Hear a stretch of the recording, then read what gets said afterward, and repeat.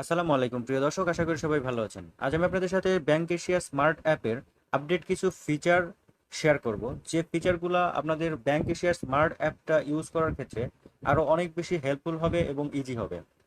তো শুরুতে আমি একটু আপনাদের দেখাচ্ছি যে আসলে এই স্মার্ট অ্যাপের নতুন কি উল্লেখযোগ্য আপডেটগুলো এসেছে। তো দেখুন, এখানে প্রথমেই অ্যাড আরটিজিএস ট্রান্সফার। এই আরটিজিএস ট্রান্সফারটা হচ্ছে ব্যাংকিং সেক্টরের অত্যন্ত জনপ্রিয় এবং নিরাপদ একটা ট্রান্সফারিং সিস্টেম। এরপর দেখুন ক্রেডিট কার্ড বিল বিডিটি ইউএসডি পেমেন্ট, অর্থাৎ আপনি আপনার ক্রেডিট কার্ডের বিলটা বাংলাদেশি টাকা অথবা ইউএসডি তে পেমেন্ট করতে পারবেন। এরপর আপনার add forget password, forget user ID and finger log in. সবচেয়ে যে ইম্পর্টেন্ট এবং গুরুত্বপূর্ণ ফিচারটা অ্যাড হয়েছে এখানে, সেটা হচ্ছে ফিঙ্গারপ্রিন্ট লগ ইন সিস্টেম। অর্থাৎ এখন থেকে আপনি আপনার বায়োমেট্রিকের মাধ্যমে বা ফিঙ্গারপ্রিন্টের মাধ্যমে এই ব্যাংক এশিয়া স্মার্ট অ্যাপটা ব্যবহার করতে পারবেন। এরপর দেখুন আপনার চেকবুক রিকোয়েস্ট, অর্থাৎ আপনি এখন এই স্মার্ট অ্যাপের মাধ্যমে চেকবুকের জন্য অ্যাপ্লাই করতে পারবেন। এরপরে দেখুন এই যে add biller for utility payment, অর্থাৎ এখান থেকে আপনি আপনার গ্যাস বিল, বিদ্যুৎ বিল, পানির বিল খুব সহজেই পেমেন্ট করতে পারবেন। তো আমি এখন আপনাদের প্র্যাকটিক্যালি এই স্মার্ট অ্যাপটা লগ ইন করে এর যে উল্লেখযোগ্য ফিচারগুলো সেইগুলো একটু দেখাচ্ছি। তো আমি স্মার্ট অ্যাপটা ওপেন করছি। তো এখান থেকে আমি এটা লগ ইন করে নিব শুরুতেই। তো দেখুন আমি আমার ইউজার আইডি এবং পাসওয়ার্ডটা দিয়ে দিলাম, দেওয়ার পর জাস্ট এই লগ ইন অপশনে একটা টাচ করে দিচ্ছি। তো লগ ইন অপশন টাচ করার পর আমার এই স্মার্ট অ্যাপটা অলরেডি লগ ইন হয়ে গেছে। এখানে এই ফিচারগুলো দেখাচ্ছে। জাস্ট আমি এখান থেকে প্রথমেই যে কাজটা করব সেটা হচ্ছে বায়োমেট্রিকের মাধ্যমে, অর্থাৎ ফিঙ্গারপ্রিন্টটা কিভাবে চালু করতে হয়। জাস্ট এটার জন্য আপনি এসি সার্ভিস এই অপশনে চলে আসবেন। তো এখানে এসে জাস্ট নিচের দিকে চলে আসবেন এবং এখানে এই যে রেজিস্টার টাচ আইডি এই অপশনে একটা টাচ করবেন।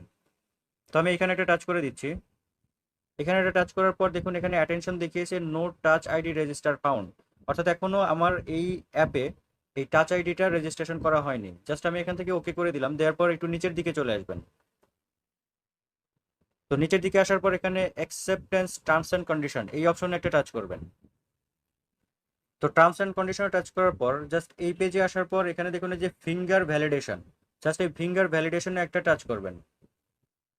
তো এখানে টাচ করার পর আপনার বায়োমেট্রিক লগ ইন এটা দিতে বলছে, জাস্ট আপনি এখানে আপনার ফিঙ্গারটা দিয়ে দিবেন। তো দেখুন ফিঙ্গারটা দেওয়ার সাথে সাথে এই যে ফিঙ্গার ভ্যালিডেশন এখানে একটা টিক মার্ক চলে এসেছে, অর্থাৎ আপনার এইটা সাকসেসফুল হয়ে গেছে। জাস্ট আপনি এখান থেকে অ্যাক্টিভ অপশন সিলেক্ট করে please read the terms and condition carefully এখানে একটা টাচ করে এটাতে টিক মার্ক বসিয়ে দিয়ে জাস্ট এখানে প্রসিড করে দিবেন। তো প্রসিড করে দেওয়ার পর দেখুন এখানে please enter your log in password, অর্থাৎ এখান থেকে আপনাকে আপনার অ্যাকাউন্ট যে লগ ইন করেন সেই পাসওয়ার্ডটাও এখানে দিতে হবে। জাস্ট আমি আমার পাসওয়ার্ডটা এখানে দিয়ে দিচ্ছি। তো আমি আমার পাসওয়ার্ডটা দিয়ে দিলাম, দেওয়ার পর জাস্ট এই প্রসিড অপশনে একটা টাচ করবেন। তো দেখুন প্রসিড অপশনে টাচ করার পর এখানে OTP send to your email or mobile, অর্থাৎ এখন আপনার ফোনে একটা ওটিপি কোড যাবে অথবা আপনার ইমেইল আইডিতে একটা ওটিপি কোড যাবে, সেই ওটিপি কোডটা এইখানে বসিয়ে দিতে হবে। তো আমি এখানে আমার ওটিপি কোডটা বসিয়ে দিলাম, দেওয়ার পর জাস্ট এই সাবমিট অপশনে একটা টাচ করছি। তো এখানে দেখুন সাকসেসফুল হয়ে গেছে, অর্থাৎ আপনার ফিঙ্গারপ্রিন্ট রেজিস্ট্রেশনটা কমপ্লিট হয়ে গেছে। এখন জাস্ট এই ডান অপশনে একটা টাচ করছি। তো এখন আমি আপনাদের সাথে আরো নতুন কিছু ফিচার নিয়ে আলোচনা করছি। তো দেখুন এখানে যে কার্ড সার্ভিস যে অপশনটা, এইখানে আসলে আপনি যে ক্রেডিট কার্ডের বিল পেমেন্ট করতে পারবেন এখান থেকে। এরপরে ক্রেডিট কার্ডের জন্য রেজিস্ট্রেশন করতে পারবেন, এছাড়াও ক্রেডিট কার্ডের স্টেটমেন্ট দেখতে পারবেন, ক্রেডিট কার্ড ম্যানেজ করতে পারবেন। এরপর যদি আপনি এই যে ব্যাক চলে আসেন, ব্যাক চলে আসার পর এখানে যে ইউটিলিটি অপশনে আসলে আপনি এখান থেকে আপনার ইলেকট্রিসিটি বিল পেমেন্ট করতে পারবেন, ওয়াটার বিল পেমেন্ট করতে পারবেন, বিলের রিপোর্টগুলো নিতে পারবেন।